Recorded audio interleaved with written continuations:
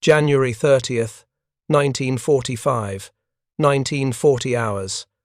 Captain Juan Pajota crouched behind the wooden supports of the Cabu River Bridge in Nueva Ecija, Philippines, watching 1,000 Japanese soldiers preparing for evening formation on the far bank. Behind him, 200 Filipino guerrillas waited in firing positions along the riverbank. In 30 minutes, American Rangers would attack a prisoner-of-war camp 800 yards to the south.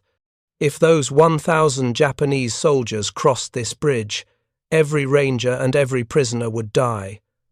Pajota had fought the Japanese for 3 years. He knew their tactics, knew their weapons, knew how they thought. He also knew the mathematics of what he was about to do. 200 guerrillas against 1,000 trained infantry supported by tanks. The numbers said he would lose. The numbers said his men would break and run within minutes. The numbers said this bridge would be swarming with Japanese reinforcements before the side. Rangers could evacuate a single prisoner. But Pajota had something the numbers did not account for.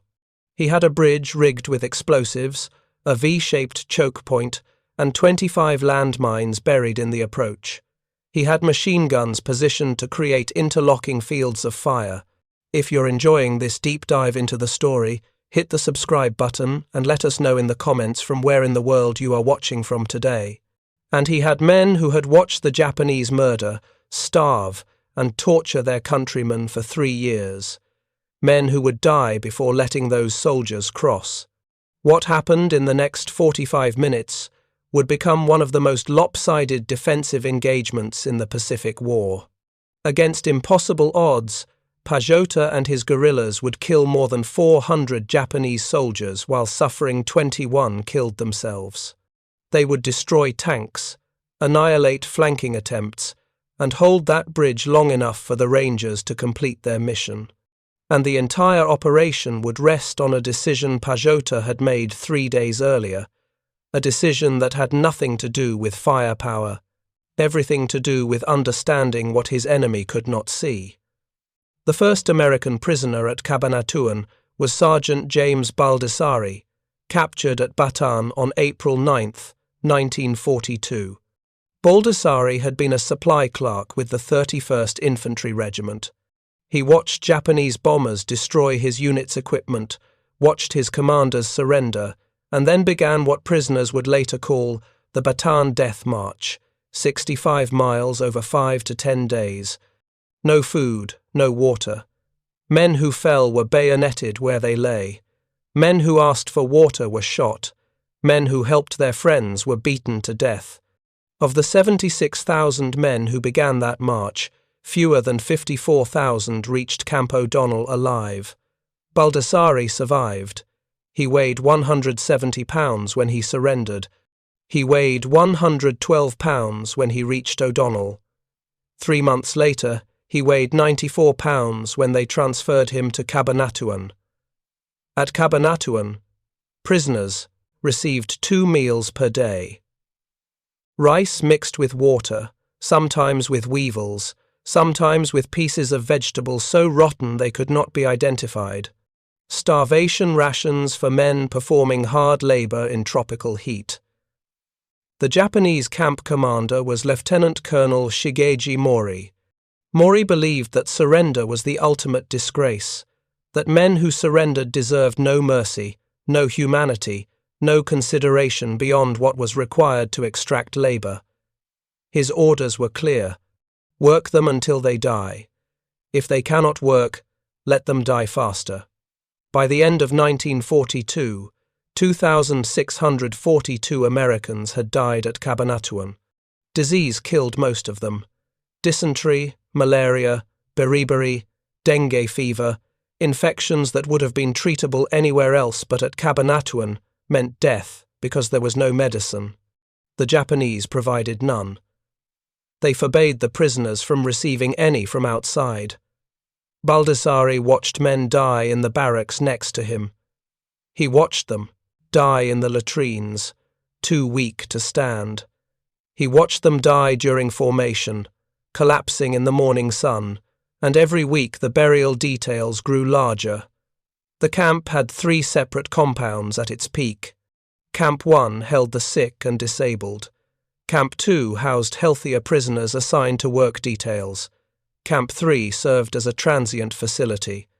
By 1944, only Camp 1 remained operational, its population reduced by death and transfer to other locations. Prisoners organized secret resistance despite the risks. Some built hidden radios from scraps, carefully dismantling and hiding components during Japanese inspections. Others established smuggling networks with Filipino civilians who risked execution to provide medicine and food. A few prisoners maintained detailed records of Japanese atrocities, hiding documents in latrines and buried containers, determined that someone survived to tell what happened. The Filipino underground proved essential to prisoner survival. Led by people like Margaret Utinsky and Naomi Flores, Filipino civilians smuggled thousands of quinine tablets into the camp, saving hundreds of lives from malaria. They passed messages between prisoners and their families, providing evidence that the outside world had not forgotten them. Some paid with their lives when Japanese authorities discovered their activities. Work details varied in scope and brutality. The 500-acre camp farm grew food primarily for Japanese use, with prisoners receiving minimal portions. At the Cabanatuan airport detail, men worked to repair and enlarge the runway for Japanese aircraft. Smaller details gathered firewood, dug latrines, prepared military defences, and dug foxholes. Men too sick to work faced reduced rations, creating a death spiral where weakness led to starvation, which led to death. Starting in 1942, the Japanese began shipping prisoners to other locations for forced labour. Thousands were transported to Japan, Formosa, Manchuria, and other occupied territories. Many died during transport when Allied submarines or aircraft attacked unmarked Japanese ships carrying prisoners. The Japanese refused to mark prison ships, resulting in tragic incidents where Allied forces unknowingly killed their own men. By mid-1943, more than half the original Cabanatuan prisoners were dead. The survivors had watched friends die of starvation, disease, random violence. They had watched Japanese guards execute men for stealing food, for talking back, for being too sick to work. The psychological toll was worse than the physical suffering. Some men simply stopped trying. They stopped eating what little food they received. They stopped getting up for formation. They lay in their bunks waiting to die.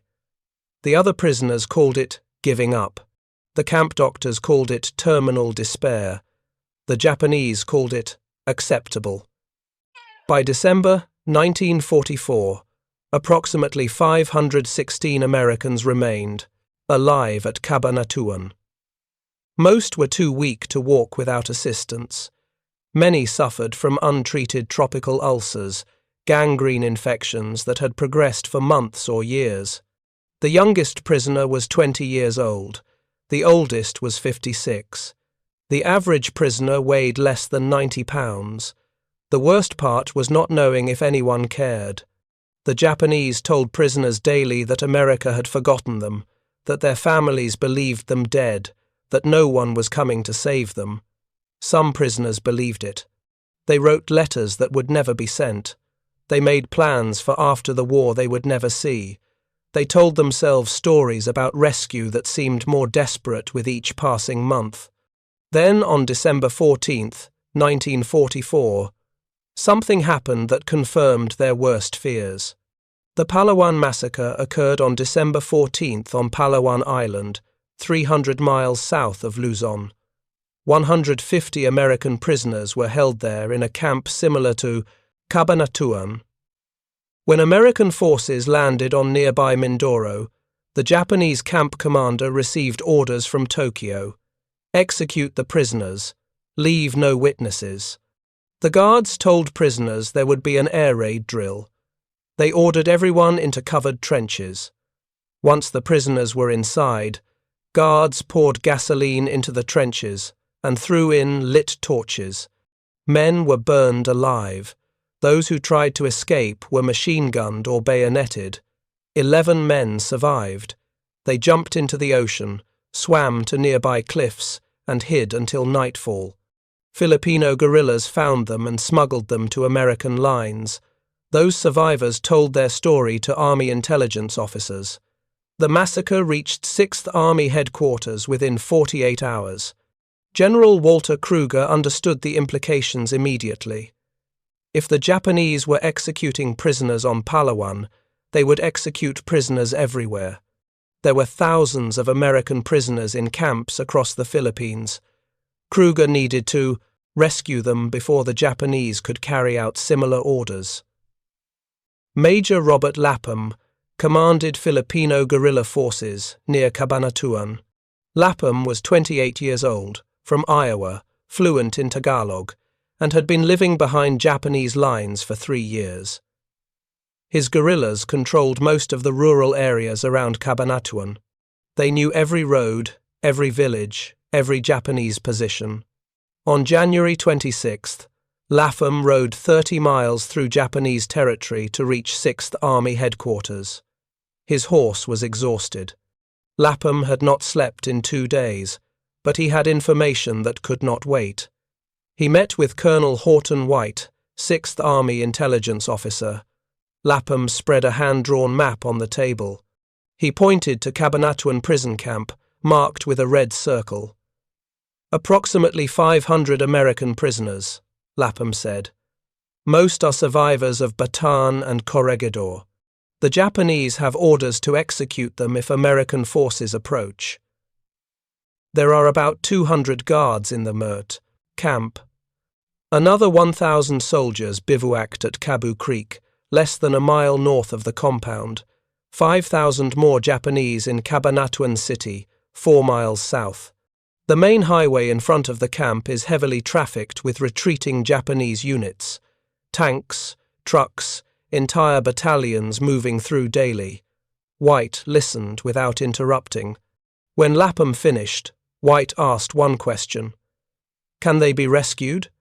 Lapham said, "Yes, but it needs to happen immediately. Once American forces get closer, the Japanese will execute the prisoners rather than let them be liberated." White contacted Lieutenant Colonel Henry Mucci, commander of the 6th Ranger Battalion. The Rangers had been training for exactly this type of mission: small unit operations, hit-and-run attacks, rescues behind enemy lines. Mucci had 121 men available. White told him to select his best company and prepare for a raid 30 miles behind Japanese lines. Mucci selected C Company and F Company. He also requested Alamo Scouts, elite reconnaissance units that specialized in intelligence gathering deep in enemy territory. 2 Alamo Scout teams were assigned, Team Nellist and Team Roundsville, 14 men total, the best reconnaissance specialists in the Pacific Theater. The mission briefing was held on January 27th. Mucci outlined the plan.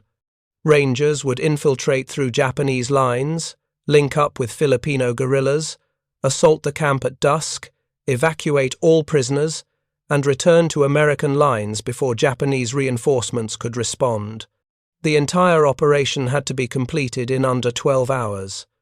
Any longer, and they would be caught in daylight with 500 barely mobile former prisoners and Japanese divisions converging from multiple directions.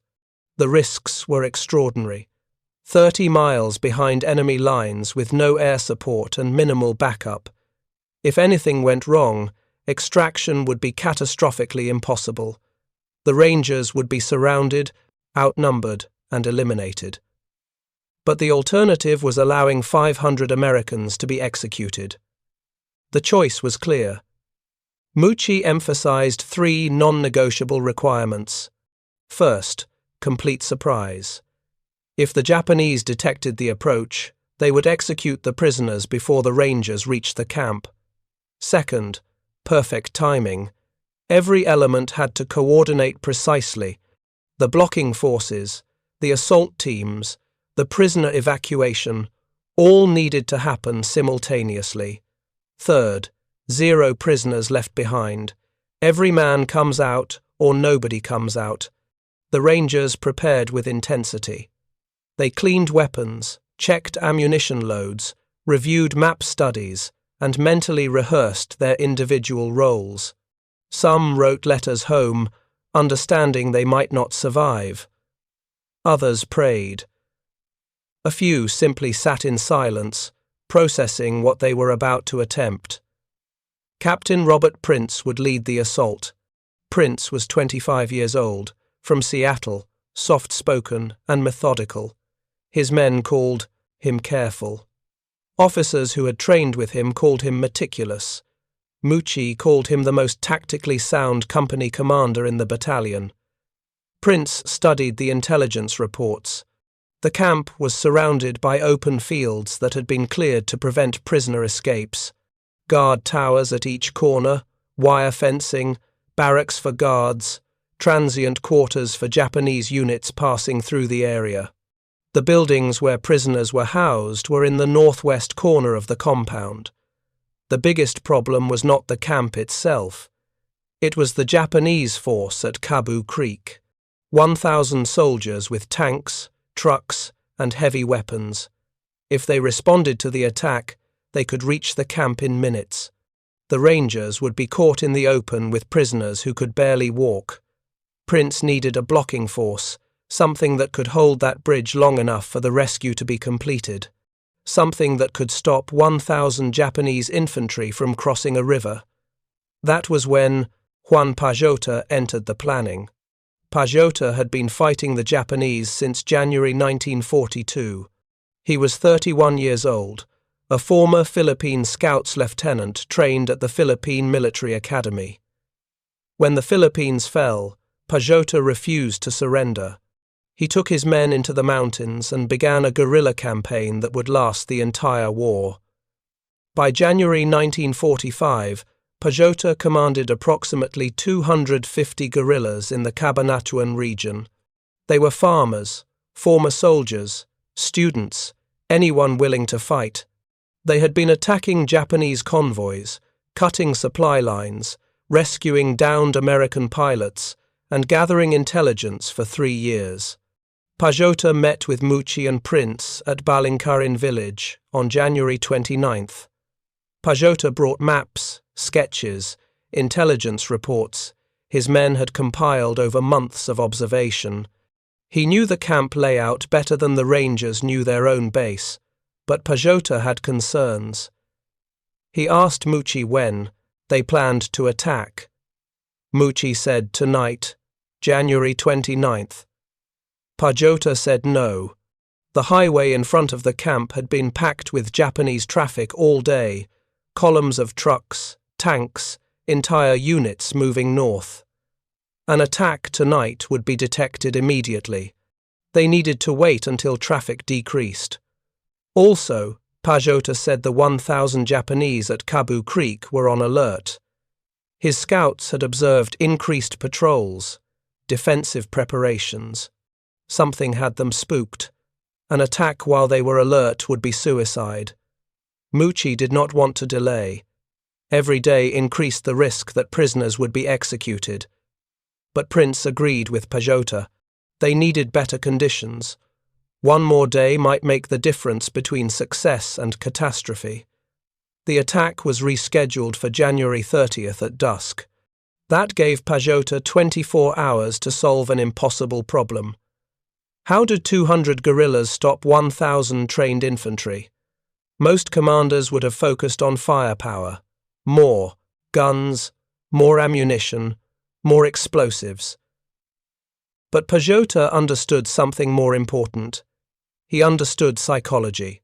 He understood that the Japanese had been winning for 3 years, that they expected inferior forces to retreat, that they had grown accustomed to easy victories against weaker opponents. Pajota planned to use that confidence against them. He positioned his men in a V-shaped formation along the south bank of the Cabu River. The bridge was the choke point. Any force crossing would have to funnel through that bridge, exposing themselves to concentrated fire from both flanks. Pajota placed machine guns at the apex of the V. If you find this story engaging, please take a moment to subscribe and enable notifications. It helps us continue producing in-depth content like this. These guns could fire continuously for minutes without overheating. They would create a wall of bullets that nothing could cross. He buried 25 landmines on the approaches to the bridge. Japanese infantry tactics relied on mass charges. Those mines would tear apart the first waves and create obstacles for following troops. He placed demolition charges under the bridge itself. The charges would not destroy the bridge completely. That would have been ideal, but required more explosives than they had. Instead, they would blow a hole large enough that tanks could not cross, and troops would have to navigate around the damage, slowing their advance. Most importantly, Pajota positioned himself and his command element where they could see the entire battlefield. He needed to direct fire, call out targets, and maintain morale when his men started taking casualties, because they would take casualties. There was no scenario where 200 men held off 1,000 without losses. On January 28th, the Rangers departed from Guimba, traveling in trucks to the last American outpost. From there, they would move on foot through Japanese-controlled territory. The journey began at dusk, using darkness for concealment. Filipino guerrillas guided them through the backcountry, avoiding Japanese patrols and checkpoints. Local villagers had been instructed to pen their chickens and muzzle their dogs to prevent noise that might alert Japanese forces. Some families moved temporarily from areas near the planned route, their absence less suspicious than remaining and risking discovery of the large American force moving through. The infiltration required absolute noise discipline. Rangers wrapped equipment to prevent rattling. They communicated with hand signals. They moved in single file, each man maintaining visual contact with the man ahead. Japanese truck convoys passed within yards of their positions. They froze, barely breathing, while enemy soldiers drove past unknowing. On the morning of January 30th, the Rangers began their final approach. They moved in daylight, crawling through rice paddies, hiding in irrigation ditches whenever Japanese vehicles passed on the road. The advance was agonizingly slow. They covered 800 yards in 6 hours. The Alamo scouts went ahead. Lieutenant Bill, Nellist and Private First Class Rufo Vaquilar disguised themselves as Filipino farmers, complete with straw hats and farm tools. They walked openly to a grass hut 300 yards from the camp gates. From inside the hut, they could see the entire compound. For 2 hours, Nellist and Vaquilar observed. They counted guard positions, noted shift changes, identified the prisoners' barracks, and located a shed containing 4 Japanese tanks. They sketched everything. When they finished, they crawled back to the ranger position and delivered their report. Prince adjusted his plan based on the new intelligence. F Company under 2nd Lieutenant John Murphy would attack the front gate and eliminate the guard towers. C Company under Prince would hit the rear of the camp and clear the prisoner barracks. The attack would begin at exactly 1940 hours. A P-61 Black Widow night fighter would buzz the prison camp to distract the guards, while Rangers crawled into position. At 1800 hours, Pajota and his guerrillas moved into position at the bridge. The Japanese across the river were finishing evening formation. Pajota could hear their officers shouting orders. He could see campfires being lit. He could smell food cooking. 1,000 men preparing for a quiet evening, unaware that in 90 minutes their position would be under attack. 10 hours, 30 minutes until the Rangers attacked. His men were ready, machine guns loaded, mines armed, demolitions prepared. Now they waited. 30 hours, 10 minutes. Pajota could hear the P-61 approaching from the south. The distinctive twin-boom sound of the aircraft engines carried across the rice paddies. The plane roared over the camp, engine backfiring, performing aerobatics, drawing every Japanese guard's attention skyward. 1940 hours. Pajota heard the first shots from the camp. F Company had opened fire. The sound was unmistakable. M1919, A4 machine guns, M1 rifles, the heavy thump of grenades. The attack had begun. Across the river, the Japanese camp erupted. Officers were shouting, men running for weapons, trucks starting. Pajota could see them organizing, forming up, preparing to move. They would cross the bridge. They would reinforce the camp. They would kill every ranger and every prisoner unless Pajota stopped them. The first Japanese soldiers reached the bridge approach at 1942 hours. They were running. No tactical formation, just a mass charge toward the sound of gunfire. Pajota waited. His men had orders to hold fire until the enemy was committed to the bridge approach. 50 Japanese soldiers were on the bridge when Pajota gave the order. His guerrillas opened fire simultaneously, machine guns and nearly 200 rifles firing into a concentrated area. The effect was devastating. The bridge approach became a killing zone. Japanese soldiers fell in clusters. Those behind them tried to retreat, but more. Soldiers were pushing forward. The bridge became choked with bodies. 1944 hours. Pajota detonated the charges under the bridge. The explosion created a large hole in the structure, not enough to stop infantry, but enough that vehicles could not cross. A Japanese tank attempted to cross anyway. It fell into the hole and blocked the bridge completely. More Japanese soldiers were charging. Pajota could see officers trying to organize them, trying to form proper assault lines, but the V-shaped defensive position caught them in a crossfire. Every approach was covered. Machine gun fire swept across the riverbank, rifles picked off officers. The Japanese were taking horrific casualties and gaining no ground. 1946 hours. Pajota saw Japanese soldiers attempting to flank his position.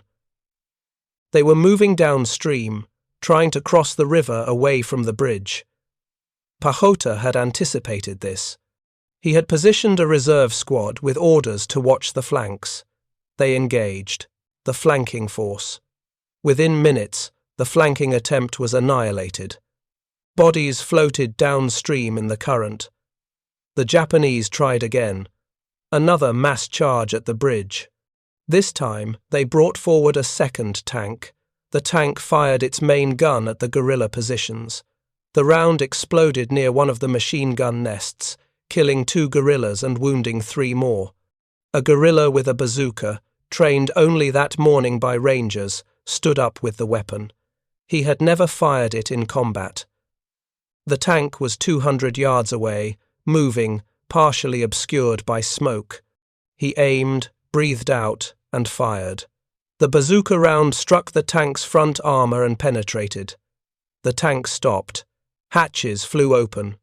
Crew evacuated. Before they could reach cover, rifle fire cut them down.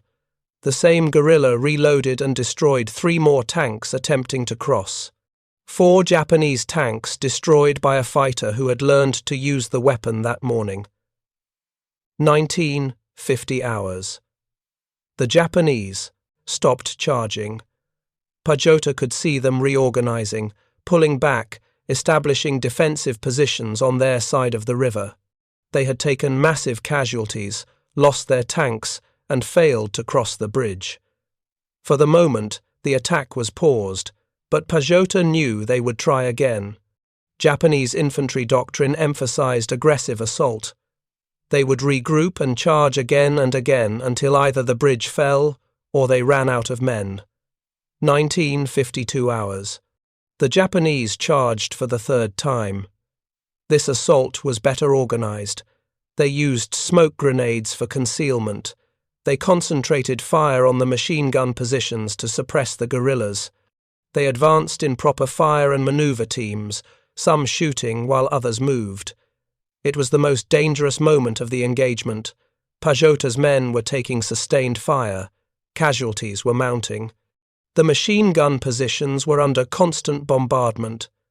If one of those guns went silent, the entire defensive line could collapse. But the guerrillas held. They had personal stakes in this fight that went beyond tactics or duty. Many had family members who died at Japanese hands. Many had spent 3 years watching their country occupied, their people starved, their culture suppressed. This bridge was more than a military objective. It was revenge, justice, liberation, all concentrated into a few square yards of ground they would not surrender. 1958 hours. Pajota saw a red flare rise from the prison camp. That was Prince's signal. The Rangers had evacuated all prisoners. They were moving toward the Pampanga River rendezvous point. The mission was complete, but Pajota could not withdraw yet. The prisoners were still within range. If Japanese forces crossed the bridge now, they could intercept the evacuation. Pajota needed to hold for at least 10 more minutes, 20 hours. Another Japanese charge. This one was desperate, suicidal. They knew the prisoners were escaping. They knew reinforcements would arrive too late. This was their last chance to salvage something from the disaster. They charged straight into the machine gun fire. No cover, no concealment, just running directly at the bridge. Dozens fell, then dozens more. The machine guns were overheating, barrels glowing red from sustained fire. Guerrillas were pouring water on them to cool them down while continuing to fire. 20:02 hours. The charge broke. The surviving Japanese soldiers retreated. They had lost more than half their force trying to cross that bridge. Their officers were dead or wounded. Their tanks were destroyed. Their morale was shattered. 20:05 hours. Prince fired a second red flare. That was the signal for Pajota to withdraw. The prisoners were across the Pampanga River. They were safe. Pajota gave the order. His guerrillas pulled back by squads, covering each other's retreat.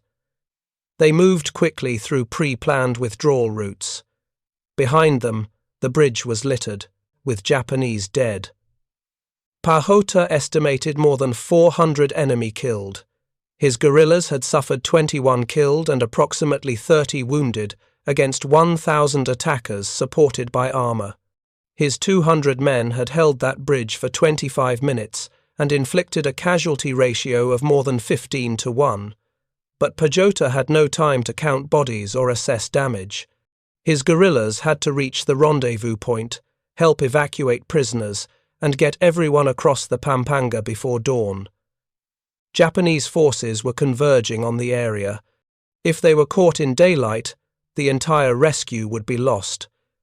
The Rangers had needed 30 minutes to assault the camp, evacuate 516 prisoners, and move to the river.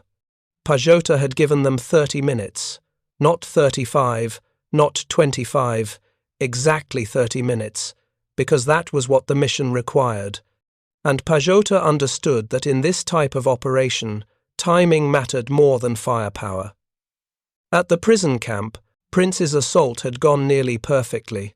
The P-61 distraction had worked. Japanese guards had been staring at the sky when Rangers opened fire. Within 15 seconds, every guard tower and pillbox had been neutralized. F Company blew the main gate lock with a .45 caliber pistol and poured into the compound. The Japanese guards retreated to their barracks and attempted to organize a defense. They never had the chance. Rangers cleared the barracks with grenades and rifle fire. Resistance collapsed within minutes. The camp was secure. Inside the prisoner barracks, men reacted with confusion and disbelief. Some thought it was a Japanese trick. Others believed they were hallucinating from fever and malnutrition. Rangers had to convince prisoners that the rescue was real, that Americans had come for them, that they were finally going home. Some prisoners wept, others laughed hysterically. A few were too weak to react at all. Rangers found men who weighed less than 80 pounds, barely alive, unable to comprehend what was happening. Medical personnel quickly assessed who could walk and who needed immediate carrying. The evacuation revealed the full extent of prisoner suffering. Men had tropical ulcers that exposed bone. Others had untreated fractures that had healed incorrectly. Many were blind from vitamin deficiencies. Some had lost the ability to speak from prolonged isolation. The Rangers saw firsthand what 3 years of Japanese captivity had done to American soldiers. One prisoner, a colonel who had commanded thousands of men before Bataan, weighed 79 pounds and could barely whisper. Another, a former athlete, had legs so thin that Rangers feared they would break if lifted incorrectly. These were not the vigorous young men who had deployed to the Philippines in 1941. These were broken survivors who had endured hell. But then Prince encountered a problem he had not fully anticipated. The prisoners were in worse condition than intelligence had suggested. Many could not walk, some could not stand. They had been starving for 3 years, and the sudden excitement of rescue was causing medical emergencies. Several prisoners were having heart attacks from shock and stress. Prince ordered his men to carry everyone who could not walk. If necessary, carry 2 men per ranger. No one gets left behind. That had been Mucci's order, and Prince would execute it, regardless of how difficult it made the evacuation. Rangers hoisted prisoners onto their backs and began moving toward the gate. Some prisoners weighed less than 90 pounds. Rangers could carry them easily. Other prisoners were in such poor condition that Rangers had to fashion litters from bamboo and cloth. One prisoner died of a heart attack as a ranger carried him through the gate. He had survived 3 years of captivity, survived disease and starvation and torture, and died 100 feet from freedom. The ranger who had been carrying him wept openly but kept moving. There were 515 other men who needed to get out. By 2000 hours, every living prisoner was out of the camp. Prince formed them into a column, with rangers providing security on all sides. They moved as quickly as the prisoners could manage, which was not fast enough. Japanese reinforcements were coming from Cabanatuan city. If they did not reach the Pampanga River within the hour, they would be caught. Local Filipino villagers had organized a caravan of carabao carts, water buffalo-drawn wagons used for transporting rice and goods. Captain Pajota had arranged for these carts days earlier. There were supposed to be 26 carts. By the time the column reached the river, there were over 100. Villagers from every nearby barangay had brought their carts, their animals, their children, to help evacuate the prisoners. The prisoners were loaded into carts. Those who could walk were helped across the river on foot. The evacuation became a community effort. Filipino civilians risked their lives to help men they had never met. Men from a country thousands of miles away, simply because it was the right thing to do. By midnight, the entire force was across the Pampanga. Prince sent word to 6th Army headquarters. Mission successful. 516 prisoners liberated, 2 rangers killed, 4 wounded. Estimated 500 to 1,000 Japanese casualties. General Walter Kruger received the message at 0100 hours on January 31st. He immediately ordered a cordon of American forces to move forward and secure the evacuation route. By dawn, the rescued prisoners were behind American lines. 3 years of captivity were over. The 2 rangers killed were Captain James Fisher, the battalion surgeon, who was mortally wounded by Japanese mortar fire and died January 31st, saying his last words were about the prisoners, and Corporal Roy Sweezy, who was struck by friendly fire from a nervous ranger after the assault ended. 21 Filipino guerrillas died at the Cabu River Bridge, holding their positions against impossible odds. Their sacrifice made the rescue possible. The Japanese reaction was confusion and rage. Senior officers could not understand how such a small American force had penetrated 30 miles behind their lines, destroyed a camp, and evacuated hundreds of prisoners. They suspected betrayal by local Filipinos, which was accurate but unhelpful. The damage was done. More concerning was the engagement at the Cabu River Bridge. Japanese commanders reviewing the battlefield found over 400 dead, multiple destroyed tanks, and evidence of a well-executed defensive action. The after-action reports struggled to explain how guerrillas had inflicted such casualties. Official Japanese army doctrine said guerrillas were inferior fighters who would break under sustained attack.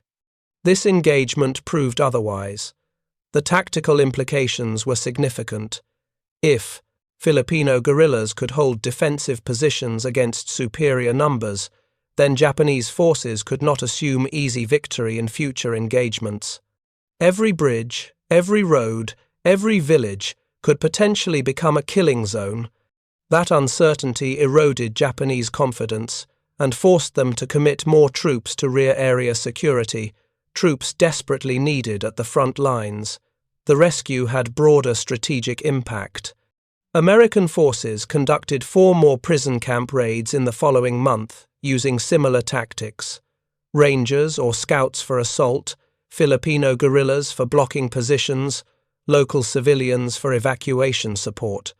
Those raids rescued over 7,000 prisoners total. For the prisoners, return to American lines meant medical treatment, real food, and the slow process of recovery. Many required hospitalization for months. Some never fully recovered from tropical diseases contracted in the camps, but they were alive, and that was more than any of them had expected a week earlier. Medical examinations documented systematic starvation and abuse. The average rescued prisoner weighed between 70 and 90 pounds. Many suffered from beriberi, pellagra, scurvy, dysentery, and multiple parasitic infections simultaneously. Dental examinations revealed teeth lost to malnutrition. X-rays showed fractures that had never been set. The physical evidence supported war crimes charges. Prisoner testimonies provided detailed accounts of Japanese atrocities. They described the Bataan Death March with specifics, exact locations where men were bayoneted, names of Japanese officers who ordered executions, dates and details of specific incidents. They documented daily conditions at Cabanatuan, the starvation rations, the arbitrary beatings. The men worked to death, the sick left to die without medical care. These testimonies became critical evidence in war crimes prosecutions after the war. Several Japanese officers responsible for prisoner camps were tried and convicted based on survivor accounts from Cabanatuan and other facilities. The rescued prisoners had kept their promise to document everything, and their records ensured accountability. The rescue also allowed families to learn what happened to loved ones who had died in captivity. Survivors carried messages from men who did not survive, final words for wives and children, details about how and where men died. For families who had received telegrams stating missing in action or presumed dead, these personal accounts provided closure that official records could not. Mucci and Prince received the Distinguished Service Cross for their leadership. All Rangers received Silver Stars or Bronze Stars. The 14 Alamo Scouts received Presidential Unit citations. General MacArthur personally presented awards on March 3, 1945, stating, "No incident of the campaign in the Pacific has given me such satisfaction as the release of the prisoners of war at Cabanatuan. The mission was brilliantly successful." The Filipino guerrillas received Bronze Stars for their officers, but no formal recognition came for most participants. The United States government classified them as irregulars rather than official military units, creating legal complications regarding benefits and recognition. Juan Pajota continued fighting until the Philippines were fully liberated in August 1945. After the war, he applied for American citizenship as recognition for his service during the raid. The application sat in bureaucracy for over 30 years.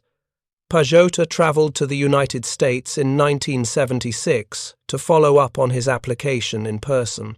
He died of a heart attack on December 20th, 1976, while waiting for the paperwork to be processed. His citizenship was approved 3 days after his death. That injustice reflects a larger pattern of neglect toward Filipino veterans. It was not until 2003 that the United States and Philippine governments established a joint commission to provide delayed recognition to surviving Filipino veterans. Juan Pajota's family received his recognition posthumously at a ceremony in Manila in 2006, attended by American veterans who had been prisoners at Cabanatuan. The Cabanatuan raid succeeded because of combined arms operations, careful planning, Filipino intelligence networks, local civilian support, and a guerrilla commander who understood that sometimes the best tactics come from understanding your enemy's psychology rather than matching their firepower. Pajota did not win that bridge engagement because he had superior weapons or numbers. He won because he understood that Japanese infantry would charge repeatedly, that their tactical doctrine prioritized aggression over preservation of force, and that he could exploit that predictability by creating a killing zone they would charge into repeatedly until their force was destroyed. The raid is studied at military academies as an example of special operations planning, emphasizing the Rangers' training, the Alamo Scouts' reconnaissance, and the careful coordination of timing. But the most tactically innovative element was Pajota's defensive plan at the bridge, which receives insufficient attention in most analyses, despite being the decisive action that prevented Japanese reinforcement. Modern military forces continue to study the engagement as an example of how to maximize advantages in unfavorable situations. The principles remain applicable. Use terrain to create force multipliers, understand enemy doctrine to predict their actions, position forces to create crossfire zones, and maintain morale through clear communication and shared purpose. The raid demonstrates that military success requires cooperation across different units and cultures. The Rangers, the Scouts, the guerrillas, and the civilians all performed essential roles. Remove any element, and the operation likely fails. That interdependence deserves emphasis in an era where individual heroism is often overemphasized. The operation also demonstrated the value of unconventional forces.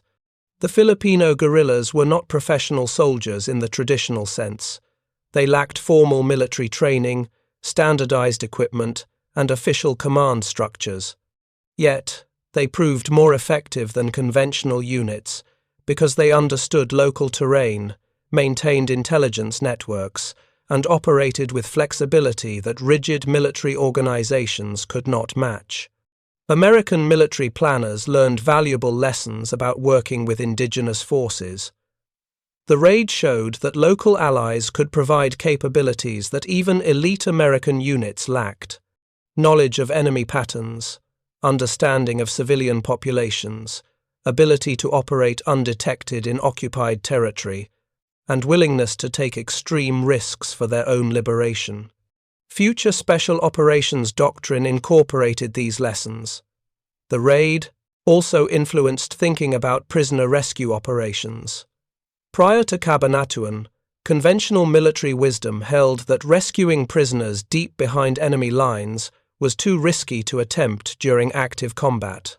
The successful rescue proved that with proper planning, intelligence, and local support, such operations were feasible. This emboldened planners to attempt similar rescues in later conflicts. The psychological impact extended beyond military circles. The American public, demoralized by years of war and worried about prisoners in Japanese hands, gained hope from the successful rescue. The story dominated newspaper headlines for weeks. The rescued prisoners became symbols of American resilience and determination. The Filipino guerrillas, though less recognized publicly, demonstrated the loyalty and courage of America's allies in the Pacific. Lieutenant Colonel Shigeji Mori, the camp commander, was tried for war crimes at Yokohama in October through November 1947. The military commission found him guilty and sentenced him to life imprisonment at hard labor. The commission gave him life rather than death because orders came from higher authority. Colonel Robert Prince survived the war, returned to Washington State, and died in 2008 at age 89. He never forgot Pajota's role in the raid's success and advocated throughout his life for proper recognition of Filipino contributions. Sergeant James Baldassari, the supply clerk from the 31st Infantry who had survived the death march and 3 years at Cabanatuan, returned home to a hero's welcome he did not feel he deserved. Like many survivors, he struggled with guilt about living when so many comrades had died. He spent years writing letters to families of men who had not survived, providing details about their final days, ensuring they were remembered. His personal mission was to make certain that the dead of Cabanatuan were not forgotten by a nation eager to move past the war's horrors. Many rescued prisoners faced difficulty adjusting to normal life.